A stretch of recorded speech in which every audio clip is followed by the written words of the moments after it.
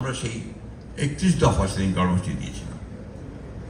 বন্ধুরা খেয়াল করে দেখবেন যে 5ই আগস্টের পরে বোধহয় সম্ভবত 7ই আগস্ট আমরা একটা জনসভা করেছিলাম পার্টি অফিসের সামনে, তাই না? সেই 7ই আগস্টে আমাদের সব শেষে ভাষণ দিয়েছিলেন আমাদের দেশনেত্রী বেগম খালেদা জিয়া। হাসপাতাল থেকে 4-5টা লাইন বলেছিলেন। কি বলেছিলেন? যে প্রতিশোধ নয়, প্রতিহিংসা নয়, বন্ধুত্ব, ভালোবাসা, সৌহার্দ্য নিয়ে আমাদেরকে আবার নতুন জাতি গঠন করতে হবে। আমাদের নেতা তারেক রহমান সাহেব ওই একই কথা বারবার বলেছেন যে আসুন আমরা ভুলে যাই, আমরা নতুন করে আবার স্বপ্ন দেখি এবং সেই স্বপ্নকে বাস্তবায়িত করি, একটা সত্যিকার থেকে সমৃদ্ধ বাংলাদেশ গঠন করবার। বলেই থেমে থাকেননি, তিনি প্রতিনিয়ত কাজ করছেন যে কিভাবে বাংলাদেশের এই একদম হোকলা হয়ে যাওয়া অর্থনীতি, চুরি ডাকাতি করে লুটপাট করে যাকে শেষ করে দেওয়া হয়েছে, তাকে কি করে টেনে তোলা যায়। তিনি প্রতিদিন কথা বলছেন অর্থনীতিবিদদের সঙ্গে, দেশের বাইরের যারা প্রখ্যাত অর্থনীতিবিদ আছেন তাদের সঙ্গে তিনি কথা বলছেন। কি করে গ্রামের আমার সেই খেটে খাওয়া মানুষগুলোকে মুখে একটু হাসি ফোটানো যায়, তার জন্য সেচের ব্যবস্থা, বীজের ব্যবস্থা, পানির ব্যবস্থা কি করা যায় তার জন্য তিনি কাজ শুরু করেছেন।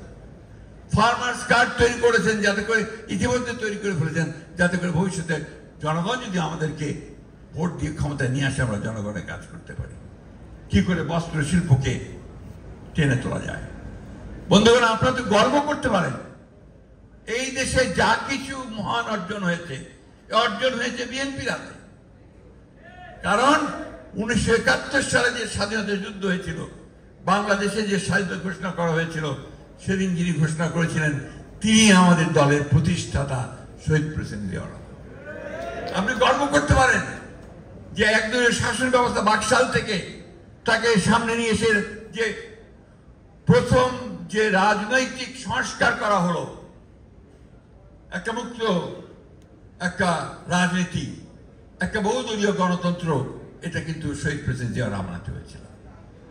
সেদিন তিনি সমস্ত সংবাদপত্রগুলোকে স্বাধীন করে দিয়েছিলেন। এই যে আমাদের ভাইরা আজকে এখানে এতজন আছেন, একটা ছিল না, সব বন্ধ করে দিয়েছিল শেখ মুজিবুর রহমান। মাত্র 4টা সরকারি পত্রিকা চালু ছিল, মৌলিক অধিকার চলে গিয়েছিল। এই কথাগুলো বারবার বলতে হবে, কারণ ওই ফ্যাসিস্টরা তারা এই দেশকে ওইভাবেই বরাবর চিন্তা করেছে, দেশকে তারা এইভাবে গোলাম বানিয়ে রাখতে চেয়েছে।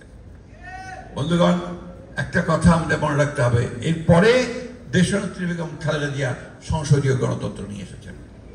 দেশনেত্রী বেগম খালেদা জিয়া আমাদের অনেক আপত্তি সত্ত্বেও শেষ পর্যন্ত জনগণ যেহেতু চায়, আমরা তত্ত্বাবধায়ক সরকারের বিধান চালু করেছিলাম। সারা রাত জেগে আমরা পার্লামেন্টে সেই বিধান চালু করেছিলাম। কারণ বিএনপি হচ্ছে সেই দল যা সত্যিকার অর্থেই বাংলাদেশের পরিবর্তন চায়, বাংলাদেশের মানুষের ভাগ্যের পরিবর্তন চায়, বাংলাদেশ একটা কল্যাণমূলক সমৃদ্ধ দেশ হিসাবে মাথা উঁচু করে দাঁড়ানোর মতো একটা দেশ হিসাবে দেখতে চায়।